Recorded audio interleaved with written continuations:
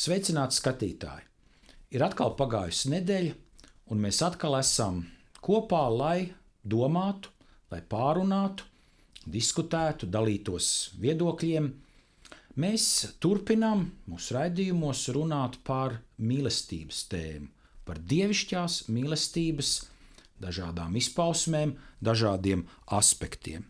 Šajā reizē mēs runāsim par to, kā mīlestība, īsta dievišķa mīlestība atmaksā ļauno, kas reizēm notiek, ar labu. Dievišķā mīlestība dara labo. Vai tas ir viegli vai grūti? Kā mums mūsu dzīvēs ar to veicās? Par visiem šiem jautājumiem varam tagad kopīgi domāt. Ja gadījumā kāds no jums esat pieslēgušies mums pirmo reizi un vēlaties paskatīties, par ko tad mūsu raidījumos iepriekšējos ir bijusi runa, tad to jūs varat darīt mūsu YouTube kanālā. Adresi, jeb linku jūs šeit varat redzēt, un es jūs aicinu tur iegriezties, lai apskatītu iepriekšējos raidījumus. Bet šajā reizē studijā atkal ir Girts Rozners un adventistu Rīgas 5. draudzes mācītājs Uldis Liepiņš. Mūsu īpašais viesis šai diskusijai ir arī mācītājs Guntis Bukalters. Un kā vienmēr, es arī jūs aicinu aktīvi piedalīties, jūsu viedokļi, jautājumi, komentāri, to visu jūs varat rakstīt šeit, blakus, labajā pusē, diskusiju logā. Jā, viena lieta jums ir jāpiesakās ar savu Facebook jeb Twitter kontu, bet tad pēc tam jūs varat tur droši rakstīt. Mēs lasīsim, centīsimies atbildēt jau uzreiz uz vietas šajās diskusijās un arī pacentīsimies kādus no jautājumiem atbildēt raidījuma beigās. Tagad, lai Dievs jūs svētī, ķeramies klāt mūsu diskusijai.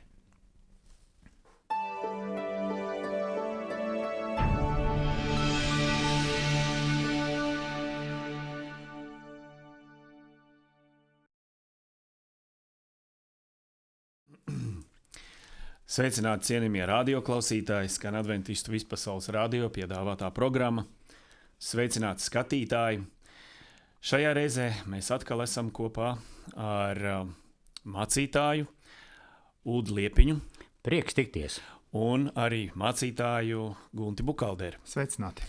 Un mani sauc Girts Rozners, kā parasti, un šajā reizē esmu arī šī raidījuma vadītājs. Divi vīri regulāri apmeklēja vienu un to pašu baznīcu. Abi bija apzinīgi viena aroda meistari. Abi bija pārliecināti, ka viņu apzinīgā attieksme pret savu darbu liecina par labu viņu kristietībai, un savos komercdarījumos abi bija pedantiski godīgi. Kādu dienu abi pieteicās veikt kādu nelielu darbu. Protams, tikai vienam izdevās noslēgt līgumu. Zaudētājas sieva bija dziļi vīlusies. Tieši par šā darba ienākumiem viņa cerēja sev iegādāties kaut ko sevišķi skaistu, ko jau sen kāroja. Kad kļuvi zināmi līguma noteikumi, izrādījās, ka abu meistaru prasītā darba samaksa stipri atšķīrās. Nelaimīgā sieva secināja, ka konkurējošais draudzes brālis ir apzinīgi izvirzījis mazākas prasības, lai atņemtu darbu viņas vīram. To viņa pateica arī savam vīram. Bet izrādījās, ka otrs vīrs, kuru šī sieviete pat nepazina, šo darbu bija nolīdzis sava dēla dēļ, lai tas viņa vadībā apgūtu arodu. Tādēļ viņš bija noteicis zemāku darba samaksu nekā parasti. Tajā pašā laikā viņa kolēģes sievas pārliecinošie vārdi stipri ietekmēja viņas vīru. Aizvien vairāk par to domādams, vīrs nolēma, ka sievai ir taisnība. Nākamajā nedēļā baznīcā, neko nepaskaidrodams, viņš strupi atteicās kopā ar savu kolēģi savākt kolekti. Viņš uzskatīja, ka rīkojas pilnīgi pareizi, jo zina, ko dara. Ja viņš kā parasti turpinātu sadarboties ar šo brāli, viņam šķita, ka tā viņš atbalstītu savu brāļa negodīgumu. Viņš, protams, labi apzinājās, ka šādu atbalstu viņš nedrīkst izrādīt. Otrais diakons drīz vien uzzināja par naidu, kas vērsās pret viņu. Pārsteigts un aizvainots, viņš centās izvairīties no savu brāļa. Viņš nevēlējās riskēt, darot kaut ko, kas viņa brāli varētu izaicināt. Viņi abi vairs nevēlējās sastapties baznīcas priekštelpā. Būdami vienas draudzes Bībeles skolas locekļi, viņi jūta atvieglojumu, kad viens no viņiem pārgāja uz citu grupu. Dievkalpojuma laikā viņi abi ar savām ģimenēm sēdēja cik tālu vien iespējams viens no otra. Pēc dievkalpojuma ļaudis vairs neredzēja viņus draudzīgi sasveicināmies, kā viņi bija darījuši gadiem ilgi. Par viņu naidīgo nostāju uzzināja arī citi draudzes locekļi. Draugi to ātri ievēroja un ieņēma savas pozīcijas. Ievērojis, ka noticis kas nopietnas un ka šo divu brāļu garīgā interese strauji krītas, mācītājs kādu vakaru devās pie viena no viņiem. Kamēr mācītājs vēl bija tur, otrs vīrs, kas dzīvoja tuvumā, garām braucot, ieraudzīja mācītāja automašīnu uz pretinieka mājas piebraucamā ceļa. Viņš nekavējoties secināja, ka mācītājs ir nostājies viņa pretinieka pusē. Steidzīgi pārgājis mājās, viņš tūlīt uzrakstīja vēstuli vietējās draudzes savienības bīskapam. Viņš apgalvoja, ka mācītājiem starp draudzes locekļiem ir savi mīluļi, ka viņš morāli atbalsta draudzes vadošo darbinieku taisnīguma izjūtas trūkumu un ka vispār šis mācītājs sācis šķelt draudzi. Norūpējies bīskaps, kurš nekad agrāk nebija dzirdējis par kādām grūtībām šajā draudzē, piezvanīja mācītājam un pastāstīja viņam par saņemto sūdzību. Viņš tam ieteica būt daudz piesardzīgākam savās attiecībās ar cilvēkiem. Mācītājs, kurš vienmēr bija cienījis savu bīskapu, bija patiešām satraucies. Viņš apzinājās, ka ir centies būt patiesis pret abiem vīriem, kuri tagad jau bija atklāti ienaidnieki. Šīs situācijas dēļ mācītājs zaudēja entuziasmu darbam ar šo draudzi un vairāk laika sāka pavadīt citā draudzē savā apgabalā. Lai šajā strīdā starp brāļiem paliktu diskrēts un neizraisītu vēl lielāku pretestību, mācītājs nolēma no tiem vēl vairāk nošķirties. Iknedēļas lūgšanas sapulču dalībnieku skaits šajā ļaunumu un intrigu nomāktajā draudzē sāka mazināties. Kad pienāca draudzes vēlēšanu laiks, tikai daži locekļi bija atsaucīgi komitejas priekšlikumam ieņemt vadošus amatus kalpošanas darbā. Mācītājs jau iepriekš bija saplānojis ziemas evaņģelizācijas sapulci šajā pilsētā. Novērtējis situāciju, viņš nolēma tās atcelt. Viens no iemesliem bija draudzes finansiālā stāvokļa pasliktināšanās. Kasierim kļuva grūti veikt pat komunālo pakalpojumu un īres maksājumus. Draudzes locekļi savukārt vairs negribēja aicināt uz dievkalpojumiem viesus. Daži izteica bažas par to, ka apmeklētāji varētu just vēsumu un vienaldzību, kas tagad valdīja draudzē. Togad draudzē nebija nevienas kristības. Mīlestība bija izzudusi. Draudzes spēja atklāt Dieva mīlestību sabiedrībai bija gandrīz pilnībā iznīcināta. Daudzu ļaužu garīgās dzīves pieaugšana tika apstādināta vai pilnīgi sagrauta. Tas viss tikai kāda nevajadzīga, mazsvarīga pārpratuma dēļ, kas izplatījās līdzīgi vēža slimībai. Šajā reizē mums tāds garāks ievads ar stāstu, kurš mūs ieved tajā situācijā un tajā tēmā, par ko mēs arī gribam šajā rītā runāt. Un tā ir tēma par piedošanu. Un man uzreiz lasot šo stāstu, kurš ir tāds skumjš stāsts un ļoti tāds pilns ar aizdomām. Mēs redzam tajā daudz pārpratumus, kas ir notikuši un kas ir bijuši pamatā tālāk šiem visiem notikumiem, kas risinājās draudzē. Uzreiz gribētos man jautāt jums tādu jautājumu. Kāds varēja būt kāds cits scenārijs, lai šis stāsts nebeigtos tik skumji? Vai bija iespēja kādā brīdī notikumiem pavērsties citā virzienā un stāsts beigtos priecīgāk? Man liekas, ka problēma ļoti bieži mūsu savstarpējās attiecībās ir tā, ka mēs neieklausāmies vai arī kā nedzirdam šos Kristus vārdus, ko viņš saka Mateja evaņģēlijā 18. nodaļas 15. pantā. Ja tavs brālis pret tevi grēko, vai vismaz šķiet, ka viņš grēko, viņš saka tā, tad ej un uzrādi viņa vainu, kad esat divatā. Ja viņš te uzklausa, tu savu brāli esi atguvis. Citādi beigas. Tā ir, man liekas, tāda būtiskākā lieta, kas mums jāpraktizē ikdienas. Un ir jādomā ikdienas par šiem vārdiem. Jo Es domāju, ka vairums problēmu rodas no tā, ka mums kaut kas nav izrunāts.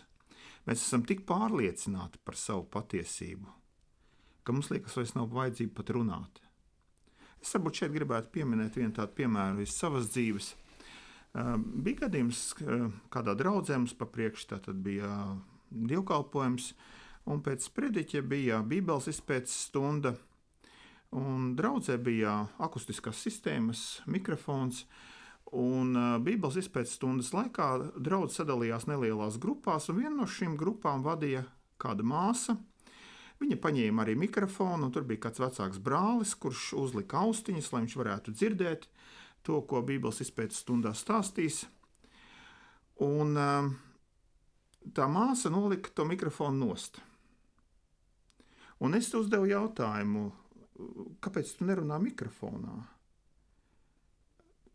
Viņa saka, nē, tagad nē, es nerunāšu. Un man rodas iekšā tāds jokains sajūta. Es domāju, kā cilvēks pasniegs Bībeli visai tai grupai, un visas grupas priekšā viņi atsakās runāt mikrofonā, lai tas vecākais brālis arī kaut ko varētu dzirdēt, jo viņam švaki ir dzirdi. Un viss tā stunda paiet, un man iekšā vārās. Un pēc dievkalpojuma es aizēju mājās, vēl tur sanāca tā, ka viņas vīrs kaut kādā sakarā man piezvanīja. Mēs vēl parunājāmies, un es tur tā starp citu tā teicu to epizodi, ka man tā jokaini. Un vakarā mums bija kāds pasākums kādā citā draudzē. Mēs aizbraucām uz koncertu, un man iekšā jau riktīgi vārās tas viss. Un tā māsa tā garām ejot pienāk man klāt, viņa saka, Gunti, tu tikai nedomā, kad kaut ko sliktu, jo mēs ar to brāli jau iepriekšējā dienā bijām to Bībeles stundu kopā izņēmuši. Un ja es runātu mikrofonā, tad citas grupas taču nevarētu zālē neko runāt, jo ietu tumbās tas viss, un es traucētu visiem pārējiem. Un tad es tikai sapratu, ka šis cilvēks pat nebija iedomājies, kad uz pults tumbām skaņa bija nogriezta nost, un vienīgi, kas to būtu dzirdējis, būtu austiņās tas vecākais brālis. Un atkal, es neizrunāju, un man liekas pilnīgi skaidrs fakts, lūk situācija, un es esmu gatavs tiesāt un dusmīgs, un tieši tāpat problēma, es neizrunājos ar cilvēku. Mēs droši vien varētu turpināt šo raidījumu un būt laiks pa īsu, jo šādi gadījumi ir ļoti daudz. Kad es klausījos ļoti labu to stāstu sākumā, un arī tu izstāstīji ļoti interesanti tādu vieglu novēršamu nelaimi. Taču varēja izrunāties to daļu, un tas nebija grūti. Otra problēma ir smagāka. Viņa nemaz tik viegli nav risinām. Man drusciņi radās tāds bezcerīgs noskaņojums, kas man ir veidojies daudzo gadu laikā. Tieši tā notiek draudzēs. Un tas ir tas absurds, kad mēs it kā zinām evaņģēliju, mēs zinām, ka Dievs ir mīlestība, mēs zinām, ka aizliedziet sevi un rēķinies un meklē otra labklājību, mīlē savu tuvāko kā sev pašu. Mēs tā, viss tā dziedam, runājam, rodās dažiem nezinātājiem laba sajūta, ka viss ir kārtībā, bet beidzās vai dievkalpojums, vai labākā gadījumā skaists pasākums, rēšana pēc tam, un tad tik sākās dzīvē tieši tā, kā tur rakstīts. Un tad mēs tie garīgie vadītāji vai atbildīgie, vai kā lai mūs saka, mūs mēģina iesaistīt te vienu grupu savā nelaimē un otrā. Es varētu teikt stāstīt visādas piemērus, un tāpēc, saka, man tāda bezcerīgas sajūta bija, jo man nāca atmiņā gadījumi, kurus es ar ļoti lielām mokām mēģināju risināt, un beigās bija jāatkāpjas, ka tikai laiks spējas laikam kaut ko mainīt, uz labo pusi, vai es nezinu, kur pusi. Mana paša tāds risinājums priekš sevis, tās reizēs ir bijis ļoti tāda izmisīga kliedziena uz Dievu. Tas ir arī negulēts nakts, starp citu. Tas ir izmisums, tas ir arī rēts, paliek uz gadiem ilgi. Arī manā pozīcijā, kuras kā mācītājs esmu. Un vienmēr es esmu atradis mierinājumu, protams, Kristū. Un tas ir mierinājums un risinājums tas, ka Dievišķais tomēr var būt cilvēkos. Vienkārši šī situācija tā ir tāda kaut kāda, tā nav kristietība, tas pēc cilvēkiem tā notiek, tāpēc, ka dievišķā tur nav. Tur ir vienkārši cilvēcīgie gājieni, iedomas, tad ir interesi tur, kā mēs cilvēcīgi risināsim jautājumus. Nav tā dievišķā klātbūtne. Mēs varam cilvēcīgi risināt. Kristus klātbūtnē visi mēs esam brīvi.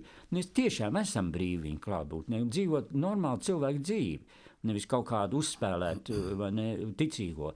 Bet nav dievišķais šeit, nav dievišķās klātbūtnes un kādā līmenī. Vienkārši mīlestības attiecības. Mīlestība, kur Gunts sacīja, kur liek runāt ar otru. Es nevaru klusēt. Nu labi, tev arī, vai ne tā laimīga tā māsa, kaut kā, es nezinu, kā tur gadīja. Viņa laikam jutta, ka Guntu tikai saprot, kaut kas tur notika. Ar baltu acis skatās. Jā, baltu acis skatījās, bet kaut kā viņa jutta, ka varbūt viņa varētu, viņai kaut kas, varbūt viņa bija dievlūgas, varbūt dievu gars viņas pamudināja. Man tā kā kaut kas tā kā no dievišķā tur iegaismojās, novērs lielu nelaimi, vai ne? Gunts jau ārījās, nu kas to zina, kas tur pēc tam būtu. Tā kā dievišķais, dievišķā deficīts, dievišķais ir grāmatās, dievišķais ir, nu, labi, ka vēl arī dziesmās, bet dievišķais nenāk attiecībās iekšā, attieksme skatā uz otru, un ka mēs uzzinām viens pa otru daudz negatīvā, nevis man ir doma kādā veidā varbūt aizklāt to, neizplatīt, kaut kā mēģināt, lai tam otram ir labāk, rēķināties ar otru personību, tā kā mīlestība to dara. Nav dievišķais mīlestības izpausmē. Paldies, jā. Nu, domājot par šiem diviem vīriem, mēs varam redzēt to, ka nu, teiksim, tā kļūdas vai kā pieļāva abi. Ja? Protams. Un, Protams. Tas pirmais moments, ko Gunts arī izcēla, ir tā izrunāšanās. Ja? Mēs bieži vien arī darām kaut kādas lietas, nebrīdinājuši, neizrunājušies, un tas rada kaut kādus pārpratumus. Tā ir ikdiena, tā ir cilvēka attiecība tāda. Sevišķi tur, kur notiek kaut kāda kolektīva darbošanās un organizēšanās, ļoti bieži parādība. Mēs kaut ko sākam darīt, nesaskaņojuši, neizrunājuši, un tad sākās aizdomas un dažādi. Bet arī šī otra vīra rīcība, kurš, ja mēs sekojam Dievvvārdam, kurš ir tāds ļoti arī ass jautājumā par piedošanu, ja, kuram vajadzēja varbūt izrādīt šo piedošanu un sapratni un kaut kādu pretīm nākšanu arī šajā problēmu situācijā, brīdī, kad viņš jūtas aizvainots vai kaut kā aizskarts. Jo 1. Jāņa vēstulē, 4. nodaļā, 20. 21. pāns saka tā: ja kāds saka, es mīlu Dievu, bet nīst savu brāli, tas ir melis. Jo tas, kas nemīl savu brāli, ko viņš redz, nevar mīlēt Dievu, ko viņš neredz. Un mums ir šis bauslis, lai tas, kas mīl Dievu, mīl arī savu brāli. Tas ir mīlestības jautājums. Ja mēs runājam par to, ka mēs mīlam Dievu, tad mums ir jāmīl arī brālis, kurš varbūt kādā brīdī man ir sarūktinājis vai nodarījis man pāri. Tāds ir tas vēstījums, par ko mēs šodien runājam. Paldies, Džet, ka tu šo daudz lietoto raksturvietu atgādināji. Viņai, tai raksturvietai, vajadzētu tādu svaigumu ienākt, jo tur ir dievišķais un cilvēcīgais. Un tur ir kaut kāds stāvoklis, reliģiozais stāvoklis, kur ir pat tāds paaugstināts, neskur, es mīlu Dievu, tad es beidzot gūstu gandarījumu ideālajā Dievā. Un man tie cilvēki nav panesami. Lūk, tāds savienojums ir. Un varbūt kādu laiku viņš var būt, jo tāpēc, kad mēs pagurstam no cilvēkiem, mēs gribam, tur notiek tā kā tie gadījumi, kur tu arī ļoti labi izanalizēji, un mēs varētu vēl analizēt. Bet, saproti, nav tur ir tāda kaut kāda dīvains, dievišķās savienojums ar cilvēcīgo, vispār tas nav savienojums. Man ir sajūta, ka es esmu dievmīlis, bet es esmu melis, jo tāpēc, ka nav šī mīlestība, viņi nenonāk līdz tumšajai istabai, ka tā ir attiecība istabai. Kaut kāda gaisma ir kaut kur, es nezinu kur, bet viņa nav attiecība, un sevišķi pie kristiešiem. Ja tas nestrādā, tad, mīļie, mums nav ko darīt. Tas nekas, ka mums ir grandiozas institūcijas un arī superintriks, lai tiktu augstos amatos. Bet kur ir mīlestības attieksme? Kur ir vērtējums, kad otram ir gara dāvana, cien viņu, mēģina viņu atbalstīt? Kur ir šī nav mīlestības šī attieksme, un mīlestība neļaujās pretenzijām, ka es Dievu mīlu un ienīstu to cilvēku, nicina viņu. Mīlestība to nepieļauj. Viņa prasa, lai viņi varētu funkcionēt abās sfērās. Man liekas, ka mēs esam varbūt pietuvojušies pie tā, ko varētu teikt pats būtiskākais kristietībā vispār, kas ir. Jo Kristus teica, no tā viss pazīs, ka jūs esat mani mācekļi, ja būs mīlestība jūsu vidū. Āmen.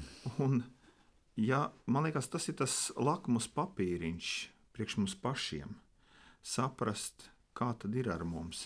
Un man šķiet, tā ir tā lielākā traģēdija, ka tik ļoti bieži mēs izkrītam tieši šajā pašā svarīgākajā jautājumā. Mēs pieķeramies otršķirīgām lietām, dažreiz pat paceļam viņas kā galvenās. Un šis galvenais paliek kaut kur pavisam novārtā. Un tad mēs varam šīs otršķirīgās lietas aizstāvēt ar naidu, Jā. ar lepnumu, ar skaudību, ar visām šīm lietām, kurām mīlestībā nav vietas vispār. Nav vietas. Un es domāju, te var būt svarīgi arī paturpināt turpat tālāk. Jāņa 4. nodaļa beidzas un 5. sāks, un tur šie 3 panti. Ik viens, kas tic, ka Jēzus ir Kristus, ir dzimis no Dieva.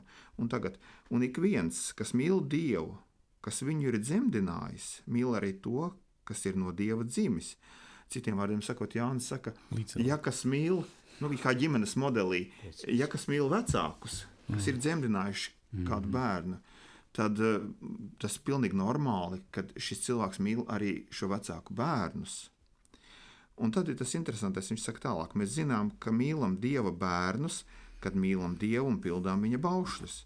Jo tā ir mīlestība uz Dievu, ka turam viņa baušļus, un viņa baušļi nav grūti. Un šeit, es domāju, ir šajā ģimenes modelī, ko mēs tā kā līdzību šeit paņemam, viņš pasaka, ja tu mīli Dievu, tu mīli arī to, kas no Dieva dzimis. Un lūk, Dievam ir daudz bērnu.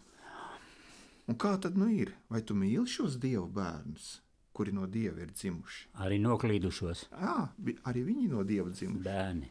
Jā. Jāsaka, šiem jūsu tādiem sāpīgajiem vārdiem piebalso arī 17. gadsimta filozofs Baruhs Spinoza. Un viņam ir tāds izteiciens: es bieži brīnos, kā cilvēki, kas ir tik lepni, ka pieder kristīgajai reliģijai, kas sludina mīlestību, prieku, mērenību, līdzcietību pret visiem, strīdas ar tādu niknu naidīgumu un izrāda cits citam tādu rūgtu ļaunumu, ka drīzāk tas, un nevis viņu sludinātie tikumi, kļūst par viņu ticības redzamāko kritēriju. Precīzi. Tas ir 17. gadsimts. Problēma nav mainījusies un ir vienmēr pavadījusi cilvēks visos laikos. Un man ir tāds jautājums. Kāpēc tad tomēr dzīvē pierādās, ka cilvēki itin labi dzīvo šajā pretrunā? Mēs zinām, ko Dieva vārds saka, mēs zinām, ka mums ir jāmīl. Un paldies, Gunti, tas, kā tu to izvērsi, bija tiešām ļoti uzrunājoši. Bet cilvēki tomēr, mēs redzam, itin labi dzīvo tādā noskaņojumā, ka viņš mīl Dievu, bet tie līdzcilvēki viņam reizēm ļoti riebjās. Tā labā dzīvošana ir nosacīta. Jo tāpēc, kā te labi dzīvo, varbūt kādi nedaudz, kur varbūt tāda savstarpējās slavināšanas biedrība viņu uztaisījuši ir. Jo mocās vispārējie un mocās tie, kuriem ir sirdsapziņa dzīve. Un labi nav, ja tu nemaz tik labi nav, jo tāpēc, ka varbūt tie ir sagrābuši varu kādu, ja viņiem ir finansiālā vara, viņiem pieņem lēmumus, viņiem liekas, viņiem ir milzīga vienotība, ja, mīlestībā uz Dievu un vienkārši saltā naidā pret cilvēkiem, kas patiesībā viņiem finanses sagādā. Un nav tik labi. Es ņemu pēc pieredzes, vienkārši smacēju nost, tu nespēji elpot, un tieši notiek tagad tas gadījums bija. Evanģelizācija nav iespējama vairs, jo nav kas dara. Draudzes amatos, kad jau sagrābuši tie, kur neko nevar izdarīt, kuriem tikai interesē krēsls un vispārējais, arī tur vairs nefunkcionē. Viņš sāk stagnēt. Un nav labi. Tas, kuriem ir labi, tie ir ļoti nedaudz. Un viņiem arī nav labi, jo bez mīlestības ir slikti. Jā, parunāsim tagad par šo piedošanu. Jā, ja tiešām mums ir pie tā risinājuma jau. Un ir šis Bībeles aicinājums piedot un mīlēt savu brāli, kāds viņš ir, tāpēc, kad mēs Dievu mīlam un viņš ir Dieva bērns. Bet tā cilvēciskā piedošana reizēm ir tāda ļoti atkal ar nosacījumiem. Mēs jau esam to iepriekšējos raidījumos runājuši, kādi tie mūsu cilvēciskie nosacījumi ir. Un arī šeit ir, ka tikai tad, kad lūdzējs ļoti nožēlo un pazemojas tik tālu, ka tas mūs apmierina, mēs vēlīgi piedodam. Mūsu piedošana ir proporcionāla tam, kāda ir bijusi atvainošanās. Man uzmanību pārdomājot šo cilvēcisko momentu pievērst tieši Tēvs mūsu lūgšanu, un tur ir šie vārdi: un piedod mums mūsu parādus, kā arī mēs piedodam saviem parādniekiem. Un kā jūs saprotat, ko tad mēs īsti šādu lūdzot Dievam pasakām? Ko mēs izrunājam tajā brīdī, kad mēs sakam šādus vārdus?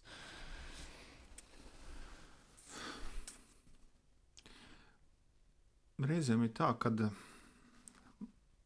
mums vajag kādu lūkšanu lūgt varbūt 100 un varbūt 300 reizes, līdz mēs sākam domāt līdzi, ko tad mēs īsti sakām.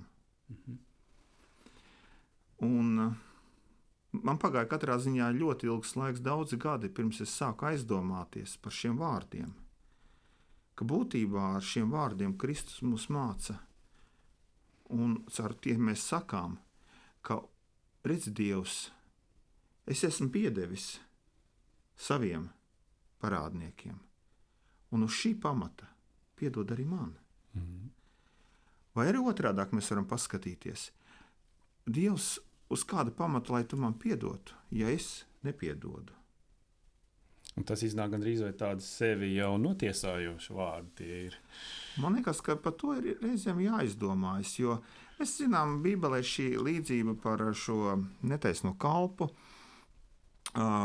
kurš saņēmis piedošanu un nespēja piedot tālāk savam parādniekam. Izcils piemērs. Jā, un šeit ir kaut kas līdzīgs tā, kā Dievs mums jau ir piedevis, un mēs esam piedzīvojuši šo piedošanu. Kā tam vajadzētu izskatīties dzīvē? Un Bībele mums māca, ka tam vajadzētu izskatīties tā, kad mēs arī piedodam tālāk citiem cilvēkiem. Un man liekas, tas tāds interesanti, ka ir arī, teiksim, tāda lūkšana, kurā kāds cilvēks tātad izsaka šo lūgumu un lūgumu Dievam, un viņš būtībā saka, kad palīdzi mums piedot citiem nepazemojot viņus. Jo, man liekas, te ir tas moments, ko tu teici, kad ja šis cilvēks nāks pie mums un, jāsaka tā, mana augstprātība un lepnība prasa, lai viņš pie manis uz ceļiem rāpotu, tad varbūt tā laipni, žēlastīgi viņam piedošu.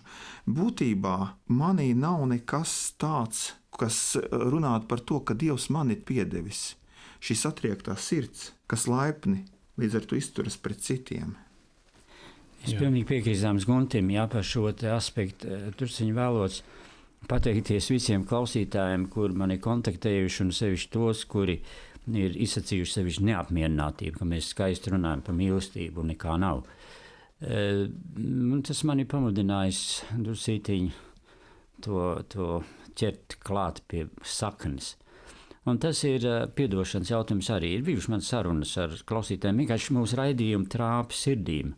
Viņas sāk sāpēt. Un man ir nākuši atkal jaunas, reālas lietas savstarpējās cilvēku attiecībās, kur patiesi cilvēks saka, kaut ko tādu es nevaru piedot. Vienkārši tas nav piedodams. Man ir cilvēki, kur man uzticās, un mans amats prasa. Es nedrīkst runāt un sevišķi par radio par šīm lietām. Un man ir jāpiekrīt, ka no viņiem ir taisnība. Jo tā draņķība ir tik drausmīgi nežēlīga, un tās brūces ir sataisītas tādas, ka nevar piedot. Un te laikam ir tas moments, kad Kristus balss ieskanās: piedodi mums mūsu parādus. Tas ir pirmie, lai lūdz tie, kuri citiem izdarījuši tādas vardarbības.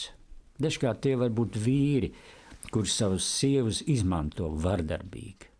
Kā mēs pret bērniem izturamies lielajā gudrībā. Tās ir vardarbības, kuras atspēlējas vēlāk. Piedoda mums mūsu parādus. Un tad nāk tas mana piedošana, kā es piedodu. Kristus balss atskan, un man ir žēlastība, ka es tūdaļ redzu viens cits rēts. Un tas ir pestītē rēts. Viņš taču netika tikai fiziski daudzīts. Kāda rēta viņam bija no Pētera, kurš aizliedz lamādamies viņu. Kāda rēta viņam paliek no Jūdas, kurš ir visu laiku viņu, piedodiet, laikam nepareizs vērtējums auklējies ar viņu, ar šo te mahinatoru. ka viņš tomēr var uztaisīt vēl pēdējo mahināciju. Nomazgā viņam kājas. Ir tāds teiciens, kāpēc nevainīgajam jācieš? Un atbildi ir, tas ir tikai vienreiz noticis, un tas pats bija brīvprātīgais. Mēs šeit taču neviens neesam nevainīgi, tikai Kristus tāds ir.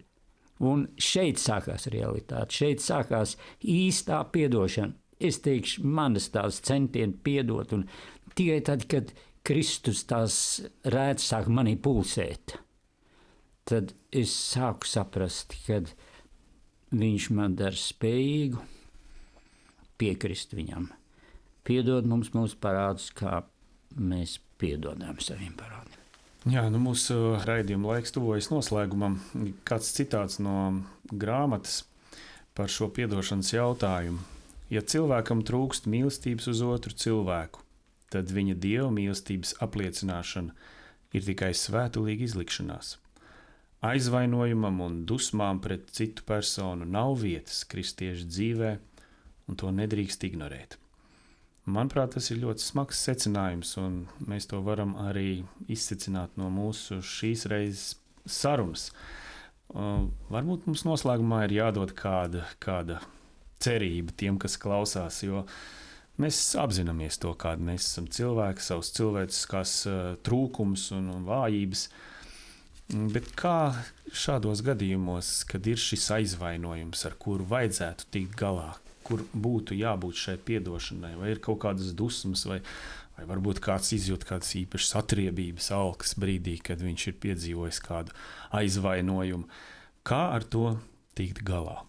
Vēstulē Efeziešiem 4. nodaļā 26. pantā teikts, dusmojieties, neapgrēkojieties, lai saule nenoriet jums dusmojoties. Jā, labi. Kā cilvēks ir teicis, ja jums nav emociju, tad jūs esat dārzenis. Tātad emocijas mums visiem ir, un, protams, arī dusmas mums visiem ir. Jautājums ir, ko mēs ar šīm dusmām darām? Kādā virzienā mēs novirzām to visu?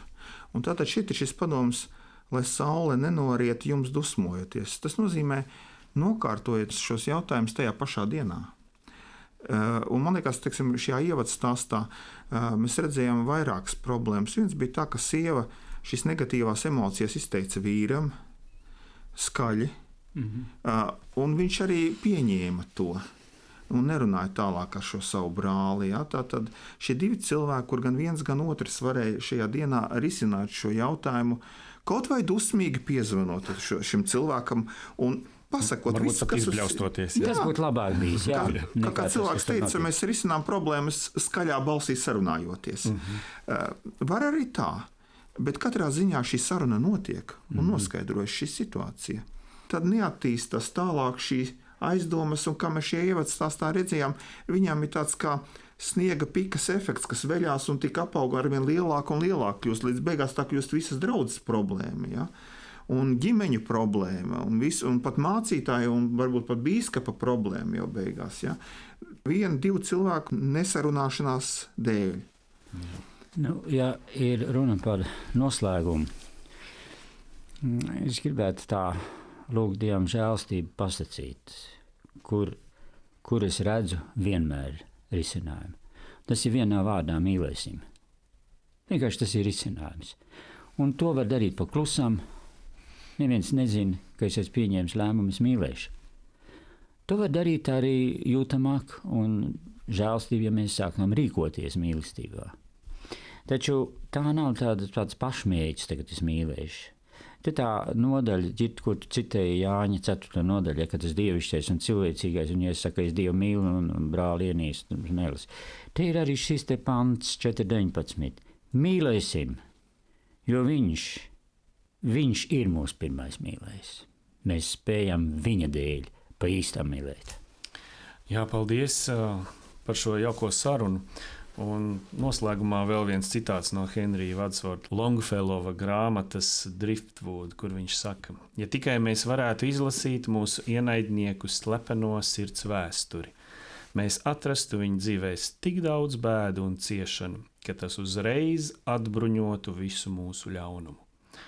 Jā, mūsu problēma ir, ka mēs nezinām, kas notiek cilvēka sirdī un izdarām savus secinājumus pavisam savādāk nekā ir patiesībā.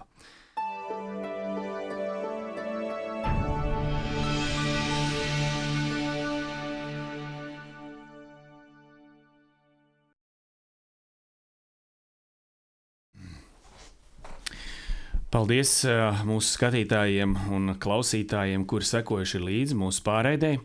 Un šobrīd mēs vēlamies apskatīt dažus no jautājumiem, kurus esat atsūtījuši mums diskusijā. Pirmais jautājums ir sekojošs. Es nāku no konfesijas, kur praktizēju grēksūdzi pie mācītāja. Vismaz manā gadījumā tas bieži izvēršas sarunā, kuras laikā mācītājs man dod labus padomus attiecībā uz dzīves situācijām. Vai jūsu problēma situācijas gadījumā tas nebūtu bijis labs risinājums? Skaidrs ir, ka cilvēks nāk no, acīm redzot, katoliskās tradīcijas vai luterāņu. Un jāsaka tā, ka šeit mēs droši vien varēsim sniegt atbildi vairāk balstoties uz Bībeles tekstiem kādiem. Jā, Ģita, tev tiešām tāda viena doma, kāda man bija dzirdot šo jautājumu, kurš nav pirmo reizi manā praksē. Jo kaut kā kādiem ir sajūta, kad mums, esot no mūsu konfesijas, ka mums grēksūdzi kaut kas tāds, kas pilnīgi nekur nav derīgs.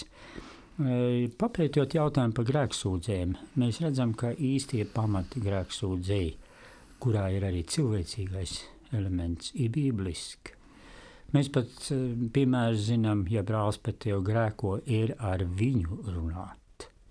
Un tā runa var beigties ar to, ka tu ej otram stāstīt, ka viņam ir vaina, bet izrādās, ka tev pašam savējā ir jāatzīst. Vai arī tas, ka tu upurē aizēja izlīgst ar brāli. Un tāpēc arī jaunajā derībā Jākaba vēstulē ir pavisam skaidrs sacīts. Jākaba vēstules tur pašā pēdējā nodaļā, tātad tā jau ir 5. nodaļa, 16. pants. Izsūdziet citam savus grēkus un aizlūdziet cits par citu, ka to pat dziedināt. Daudz spēj taisni cilvēku lūgšanu darbodamies savā spēkā. Es ļoti priecājos par tādu draudzi un mācītāju, kāds jautātājiem ir, kad tiešām notiek tas, kas šeit ir sacīts. Acīm redzot, mācītājs nav tikai amata cilvēks, bet viņš ir bijis tāds, kuram var otrs uzticēt savu lietu, savu šo smago nastu sirdsapziņu, un beidzot ir cilvēks, dievgara cilvēks, kurš palīdz, kuram ir pat tāds padoms, ko dot, kas dziedina. Un interesanti, ka tas skatītājs ir šo sarežģīto draudzes problēmas jautājumu mēģinājis sasaistīt ar šādu risinājumu. Man simpatizē. Jā, droši vien es arī piekrīstu, ka arī, ja konkrētā piemērā minētie cilvēki varbūt nepārstāvē ne luterisko, ne katolisko tradīciju, tad šajā gadījumā tāds grēksūdzi viņiem nebija pieejama. Tomēr es domāju, ka atklāta un godīga saruna mācītāji būtu vienmēr nākus par labu šajā situācijā. Un tas, acīm redzot, ir kaut kāds zināms arī pazemības jautājums, ka es spēju nolikt savas ambīcijas un savu personīgo viedokli un atnākt pie mācītāja un izrunāt atklāt un lūgt viņam padomu. Es drīkstu piezīmēt šeit, mums tiešām tās konfesionālā sadalītība un kā turamies pie sava tikai var kaitēt, vajag viens no otra mācīties. Es pirms mēs ļoti uzmanīgi ieklausījies un mācījies no tās tradīcijas, kur ir šī grēksūdze. Pirms mēs pārstāvu konfesiju, kurā mums tāds kā rituāls viņš nav. Un es ļoti daudz mācos no tiem, kuriem ir, jo tur ir gan prasme, tur ir zinām metodika, kādā veidā uzklausīt grēcinieku, kādā veidā uzklausīt Dieva bērnu, kurš ir vainīgs, lai viņam palīdzētu. Jo īstā grēksūdze jau nav no augsts plauktas atklājot tavus grēkus. Tā ir palīdzēt cilvēkam būt sakārtotas attiecības ar Dievu. Tā kā mēs daudz kļūdamies ar to, ka mēs citus uzskatām zemākus par sevi, un tad nav nekas labs. Es tā jūtu, ka tas būtu gandrīz vēl viens temats kādam veselam raidījumam par grēku sūdzēšanu un grēku nožēlu. Bet mums jāiet uz priekšu, un otrais jautājums ir sekojošs. Jūs runājāt un pat lasat Bībeli no Bībeles, ka ir jāmīl mani ticības brāļi. Bet manī šī mīlestība šķiet nav. Ko lai es daru? Vai ir kādi soļi, kā to sasniegt? Jāsaka tā, ka mums ir plānā īpašs arī raidījumu cikls, kurā tieši viens no raidījumiem ir paredzēts runāt par šo problēmu. vai mīlestību var iemācīties, un kā tas ir no bībeliskā viedokļa, kā Bībele aino mīlestību, un kā tas varbūt ir no tāda cilvēcisko attiecību savstarpēji tāda klasiskās izpratnes, kā mainās šīs prioritātes, un tur būs labas atbildes, bet tas būs pēc vairāk nekā mēneša, ko mēs varam šodien pateikt. Es domāju, viena lieta ir, protams, ir šis jautājums, ko es jūtu, vai man ir, vai man nav šīs mīlestības. Bet es domāju, ka ir vēl viena lieta, ka jautājums varbūt ir ne tik daudz par mani, cik par Kristu. Vai Kristus mīl citus cilvēkus, arī izņemot mani. Un ja viņš mīl citus cilvēkus arī, tad jautājums ir nevis, vai es mīlu, bet cik es esmu Kristū. Un cik tad Kristus caur mani var darboties. Pāvils arī pieminēja, tad, kad es esmu nespēcīgs, tad es esmu spēcīgs. Ja? Tad, kad Kristus var atklāties caur mani. Un, man liekas, tā ir varbūt tā lielākā ticības cīņa ļaut Kristum darboties manī un neaizēnot viņu ar savu rīcību, saviem aizspriedumiem. Un es domāju, tad beigās ir šis prieks pašam par to, ko Dievs caur tevi varēs paveikt. Ja? Un nevis es esmu priecīgs par to, kā nu es tagad, ja? Bet par to, ko Dievs ir varējis izdarīt. Un tie risinājums ir tāds, ko katrs, kas dzirdējāt, sekojiet tam. Vienīgais man ir tāds piedzīvojums, Gunte, ka es arī līdzīgi tev atbildu un saku, ka raugoties uz Kristu, tu ļoti daudz ko sapratīs to un varēs to, ko tu nekādu pats nevari. Un tad nāk atbilde vēl smagāk. Tieši tāpēc man Kristus nav saprotams. Ka viņš ir tik slikts cilvēks, tik labi pret viņiem izturās. Un tur man jau sākās drusciņi cita problēma. Man ir tādi gadījumi bijuši. Un tad es lūdzu Dievam žēlastību, ko man darīt. Un arī pats sevi izvērtēju, vai es tik metodiski pareizi rīkojos, ka tie ienaidnieki priekšā. Man liekas, arī ir mums vēlēšanās no viņiem aizbēgt, distancēties, tās tāds pozitīvais, neatriekt pašam. Vienkārši pagaidīt, ka man viss tās rētas, vai ne, kāds neuzber vēl sāli. Un tad man ir palīdzējis tāds risinājums, tieši, Gunte, ko tu beigās sacīji. Arī tad, kad tev kaut kas pie Kristus nepatīk, un ka tu viņam nevari piekrist, atturies no galējā konflikta ar viņu. Pagaidrusiņa. Jo viņš ir gudrs. Viņš ir unikāli pacietīgs. Viņš tevi kā individu saprot tik dziļi, ka viņš varbūt tev dāvinās tik personīgus piedzīvojumus, kuros tev radīsies nojausme risinājumiem tur, kur tev nav nekāda risinājuma. Jo man ir atkal Bībele tā kā, man vienmēr viņi palīdzējusi risināt šo jautājumu. Visam man risina to Ebrejiem 12. nodaļu, te raudzīsimies uz Jēzus ticības iesācēju piebildītāju. Tā drusciņ šabloniski skan ticības iestācīja. Tas ir, viņš izraisa ticību. Viņš manī izraisa ticību, ka tas, ko viņš saka, mīliet ienaidnieks, tas var realizēties. Un viņš saka, piepildīšu, viņš piepilda to. Un tad ir, kā viņš to dara ar savām pamācībām tikai, vai dusmām, ka tas nemīli ienaidnieks. Nē, viņam sagaidāmā prieka vietā krustu ir pacietis, par kaunu nebēdādamies. Un tad tur tālāk pat sacīts ir, ņemiet vērā to, kas panes tādu pārstību no grēciniekiem. Nevis viņš ir neataisnojami žēlīgs pret sliktiem cilvēkiem, bet viņš ir saņēmis drausmīgu pārstību no viņiem. Un tad ir labs padoms, lai jūs nepiekūstat savās dvēselēs pagodinām. Tā kā ar Kristu palikt arī tad, ka man Kristus šķiet nepieņemams. Jā, šis jautājums, acīm redzot, ir saistīts tiešām ar tādu kristiešu tīri praktiskās dzīves atklāsmi, to, ka es neesmu viens. Un savās sajūtās un savās emocijās, es kā kristietis, es neesmu viens un man ir svarīgs Kristus viedoklis un tas, ko Kristus par to domā. Un tad, kad es pieeju jautājumam no šīs puses, vai ne, tad es arī pieņem Kristus vārdus, kur viņš saka, mīliet ienaidniekus, un es pieņem to, ka to ir iespējams izdarīt, un es sāku to iemācīties, mācos to darīt, un es to varu iemācīties. Pēdējais jautājums mums ir, esmu bijis liecinieks tam, kādas problēmas rodas no pasivitātes un klusēšanas, attaisnojot to ar piedošanu un ļaunā atmaksāšanu ar labu. Vai Bībele tiešām prasa nesakārtot nepareizības, Vai viss ļaunais vienmēr ir jāpiedod un jāklusē par to? Tā tad šeit vairāk jautājums par to, cik mums ir jābūt aktīviem tad, kad mēs redzam, ka ir kaut kādas problēmas. Man liekas, reizē mēs attaisnojam ļaunumu vai aplamu rīcību. Varbūt arī reizēm aplami saprotot Kristus vārdus, kas tev sit vienā vaigā pagriez otru. Ja? Un, teiksim, Kristus šos vārdus teica. Un tad viņam dzīvē pienāca situācija, kur viņam sita vaigā. Un mums tagad vajadzēja teikt, lūk, tagad būs tas piemērs, kad viņš griezīs otru vaigu. Un viņš šim kalpam prasa, kāpēc tu mani siti?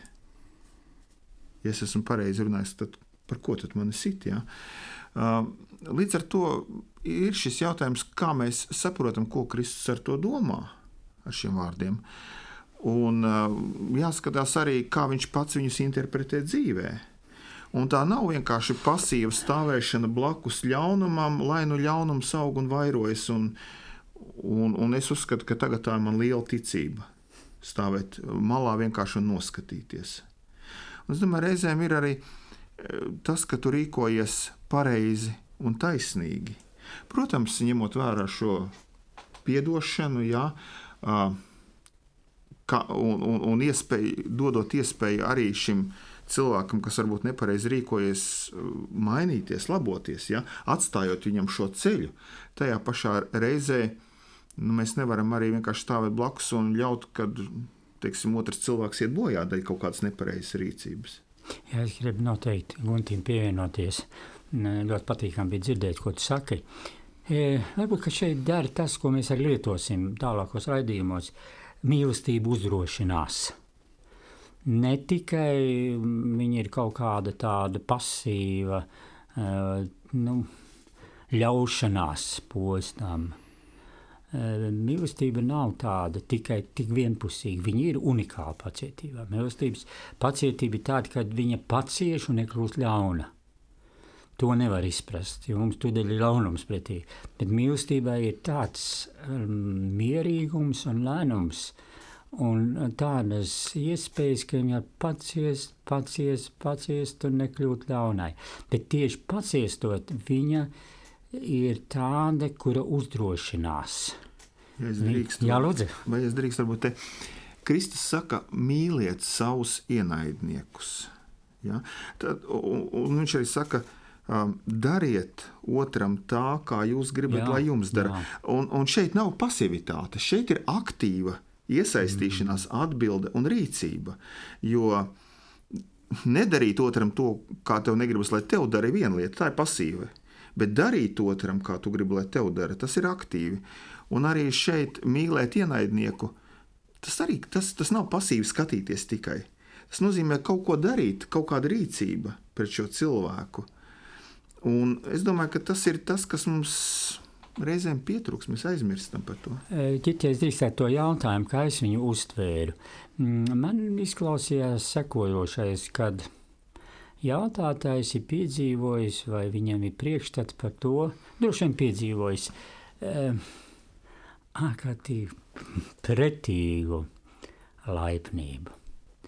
Tā ir rafinēts aprēķins, lietot kristietības paņēmienus, piedot, apklāt un ar to faktiski izdarīt tā, kad godīgajam un krietnajam vēl vairāk tiek ieriepts.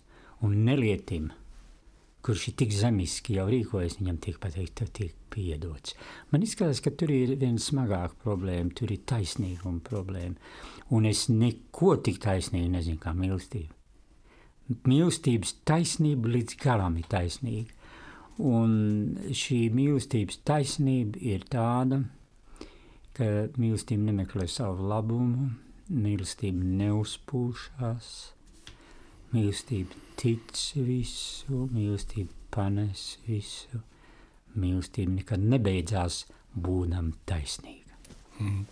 Es atkal to jautājumu uztvēru no tādas skatījuma, ka man šķiet, ka tas atspoguļo tādu spriedzi, kas vienmēr ir pastāvējusi cilvēku vidū, kur vieni ir tādi enerģiskāki un citi ir tādi mierīgāki.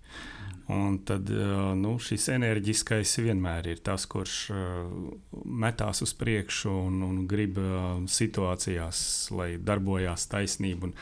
Nereti iemanto iesauku pasaules lāpītājs, jo viņš tā teikt, uzstājas citam no malas liekas par daudz un par skaļu varbūt kādās situācijās. Un tur ir atkal mierīgie, kuri tiešām ir tie, kuri piedod. Šeit jautājums, vai viss ļaunais vienmēr ir jāpiedod. Ir jāpiedod viss ļaunais vienmēr, ja mēs runājam par piedošanu, ja? Bet te tālāk un jāklusē par to. Tas ir jautājums, kur atkal varētu būt dažādas atbildes. Man tieši tie pēdējie ir tā, ka it kā ir ļaunums, kurš vienkārši ir pārklāts ar lupatu uzmest virsū. Jā, tā ir atkal problēma, jā. Bet no tāda līdzsvara viedokļa skatoties, varbūt tas ir tas jautājums, kurš ir starp cilvēku tādiem tipiem, vienam, kuram ir tāda patiesība svarīga. Tā gan var būt. Un otrs ir tas cilvēku tips, kuram varbūt tā žēlastība dzīvē ir nozīmīgāka. Un tad viņiem varbūt reizēm tas skatījums uz kaut kādu problēmu var būt atšķirīgs. Vai ne? Un tad tagad tāds patiesības cienītājs mazliet ar šo jautājumu iebilstam žēlstības cienītājiem. Paldies, tev. Tas bija labs skatījums. Jā, paldies par visiem šiem jautājumiem, paldies par diskusiju. Sekojiet mums atkal līdzi diskusijai un raidījumiem nākošajā reizē. Studijā bija ar mani kopā mācītājs Uldis Liepiņš. Uz sadzirdēšanos. Un arī mācītājs Guntis Bukalders. Uz sadzirdēšanos. Uz tikšanos.